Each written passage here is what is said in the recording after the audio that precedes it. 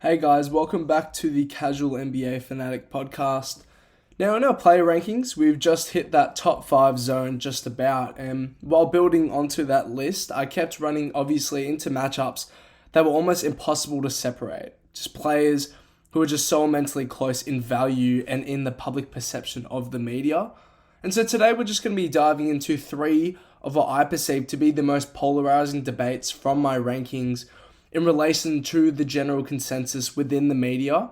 And these are just the kinds of comparisons that split fan bases, the type that spark endless arguments and really force us to think about what you value most in a player with how similar they weight as talents. And I'm going to break down their playstyles and their impact on winning and where I see them heading moving forward in comparative fashion. And I'll recount my personal opinion as well along the way. So with that, let's get straight into it with our first debate of the day, Jalen Williams or Paolo Banchero. Now, this is one debate that has really annoyed me, especially being a Thunder supporter, and really just this continuous debate between two guys who did battle for Rookie of the Year just 3 seasons ago still is ravaging on today. And these are now two guys who have blossomed into outright all-star caliber guys, and people who have led extremely different paths on their respective superstar journeys. But as a genuine NBA fan, I am so immensely high on J-Dub and what he brings as the second best consistently great versatile piece in the NBA, in my opinion. And obviously, I love ranking in terms of pure and raw value to winning, and I don't think it's particularly close in terms of that gap between Paolo and Jalen Williams at this point in time, especially while Paolo still stands pretty raw in terms of the impact on team offense due to the shot selection and the polished flaws that do still hold him back to this day, especially in his current floor-raising role. And when comparing what these guys bring, I just don't really see how Paolo could contribute nearly as well to that OKC playstyle to what we saw from J-Dub, who literally put together one of the most complete seasons that we've ever seen from a number 2 of all time. 22 points, 5 rebounds, and 5 assists on 54% effective field goal percentage. He made All-NBA, All-Defense, All-Star, and obviously claimed the championship. And as that number 2, it doesn't get more accomplished than that. And also for me, the defensive gap is just far too great at this current time for Paolo to even make a discussion here, especially if you value versatility of impact the way that I do. And even saying that, offensively, especially when you're considering their roles, their play types, and their ability to thrive in different roles, I'd personally have Jada higher in that regard as well. And yes, people will look at the points and make a quick claim there, and that has value as well. Paolo did average 26 points, 8 rebounds, and 5 assists, and that is incredibly high-level production by anyone's standards. But the efficiency gap and the lack of portability in Paolo Banchero's selection just deters much of what those basic production numbers do start to convey. And then defensively as well, when we go through, this is the biggest gap between these two, and just to simply encapsulate it, J-Dub is probably a stamped top 15 player in basketball, and Paolo isn't in the same stratosphere yet with his limitations of general effort. And yes, you can point to the role in the offensive usage, but the reality is J-Dub is one of the most destructive non-big defenders in the league and may be in that top 5 discussion of perimeter defenders, just with his ability to provide such elite versatility in roles that Paolo in theory should be able to take on in the future, but just doesn't at this point in time. Obviously, defensively with J-Dub, it's the backline shot contesting with Williams that is absolutely elite and really only rivaled by Amen Thompson when we are considering other wings or guard defenders. And it's this ability to read and anticipate advantages, but also just the strength factor in his frame with his ability to absorb momentum against drivers, which gives him just another mightily valuable dimension to providing that coveted defensive value. And also the positional versatility, the elite switching, the rotation athleticism, all matched with the gifted physicality that he has as well. He's 6'5" with a 7'2" wingspan, backed behind a bulky 210-pound frame. And that just gives him so many gifts as an all-around defensive force. And in terms of concentration and literal effort, J-Dub just offers elite tier perimeter impact. And that is the major differentiator between Paolo and Williams at this point in time. However, though, Paolo does have a case, and there is a real reason why many do have him higher than J-Dub, and especially even after the title run, and it starts with the floor raising argument. For me, floor raising is extremely valuable in this league, but as you fold down the list of the best floor raising guys in our league, the lower that you get, the less valuable and capable they become, and truly there are only a small bunch of guys who can be pitched as viable and sole floor raisers for teams. And these are just the guys that take such dramatic responsibilities for their teams. That's what floor raising is. And we're noting those guys down. I mean, players who are pitched in those floor raising roles rather than the ceiling raising talents. I mean, you probably start with guys like your Giannis's, like your Luka Doncic's, your Jalen Brunson's, your Cade Cunningham's, your Trae Young's. But after that list, then you might start to see maybe if Paolo Banchero can slot there as well. And just the gap between your floor and ceiling raising guys is just the portability of their skill sets and their play styles too. I mean, floor raisers tend to really just struggle translating their games to other scenarios seamlessly, and if they simply aren't good enough to be the lead guy in a championship team, their individual value just doesn't stand as impressive when compared to assets who can provide those versatile and diverse skill sets to those championship level teams. You know, these are guys that supplement value in multiple different areas that do contribute to true winning in the modern NBA, and that's where I do value J-Dub. Obviously, Paolo and Jalen, they're just extremely different players at this point, and they have extremely different priorities in relation to their personal growth and development, especially in their different situations. But examining their current day forms, Jalen Williams just impacts winning at a much stronger level with substantially more polish in his skill and selection, whilst also giving more effort into the defensive execution side of things.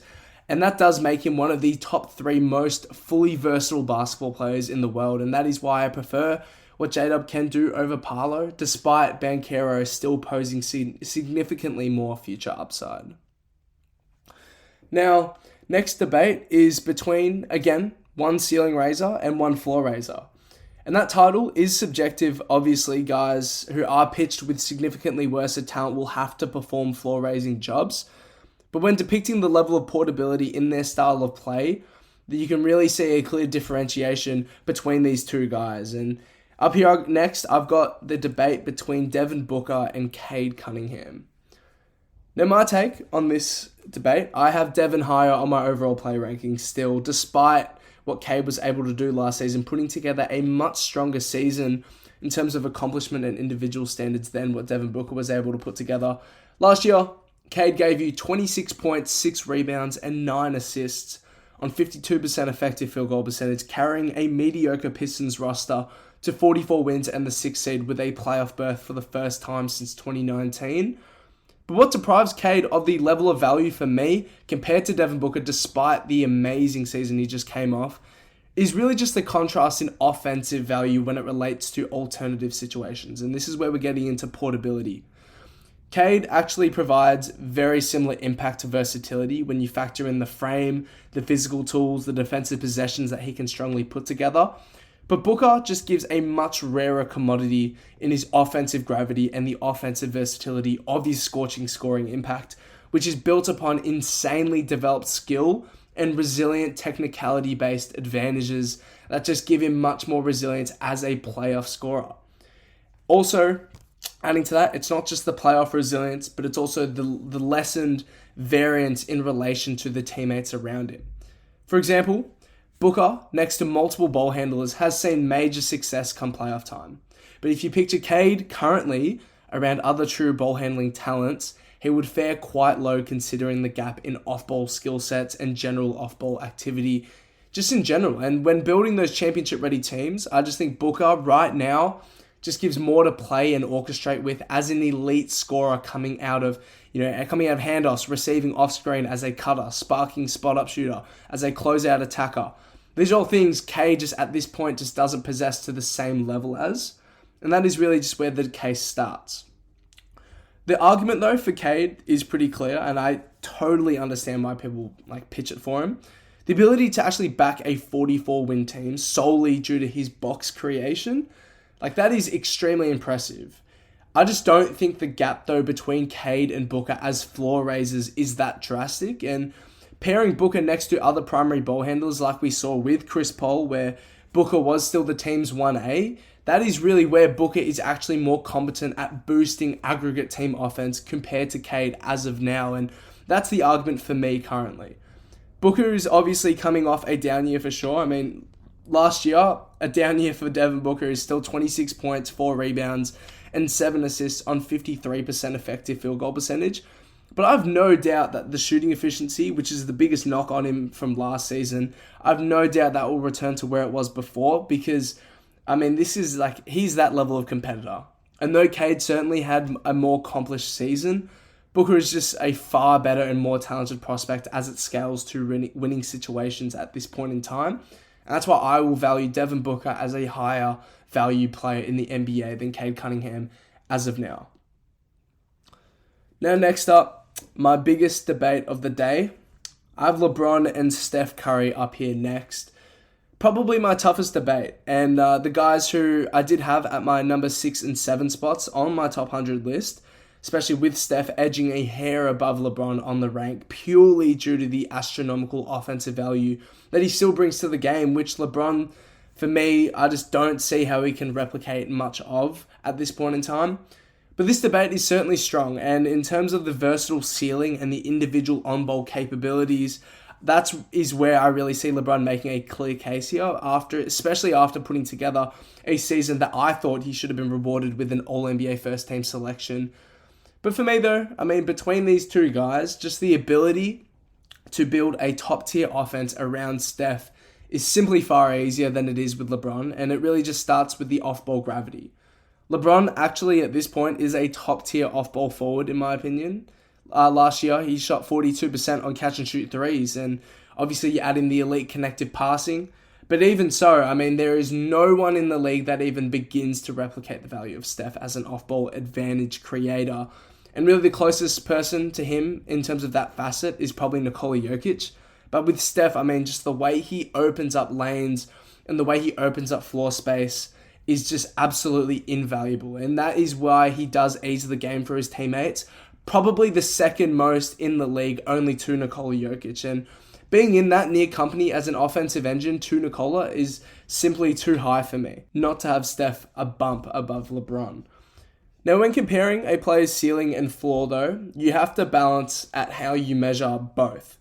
Obviously, LeBron brings a ceiling that replicates the impact of Steph's, still to this day, especially when you are talking about a supercharged motor that translates to both ends of the floor.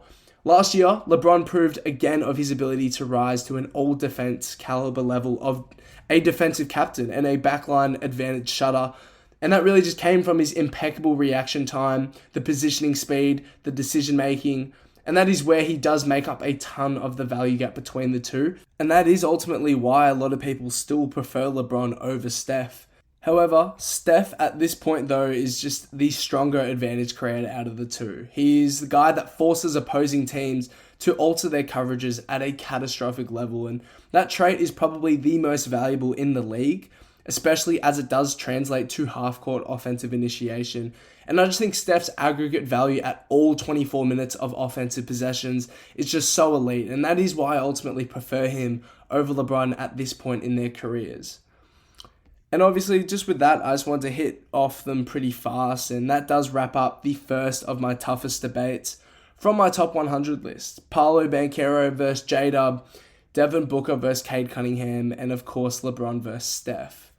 Each of these comparisons really just comes down to what you value most, either projection versus proof, or just scoring punch versus all-around impact, or legacy versus present-day dominance. And there's truly no single right answer to any of these, and that is why these debates get people so fired up. But as people want to know, those were my verdicts, but I also want to hear from you guys. I mean, who would you guys prefer from these three conversations, and who do you think I rank too high or too low comparing to each other? Hit me up on Instagram at Casual NBA Fanatic and we'll talk about it. And make sure you're following the podcast because in the next episode, I'll be breaking into ranking my final top 100 players segment, just the top 5 players in the NBA today, which I'll be releasing very shortly. Thanks for listening and I'll catch you guys in the next one.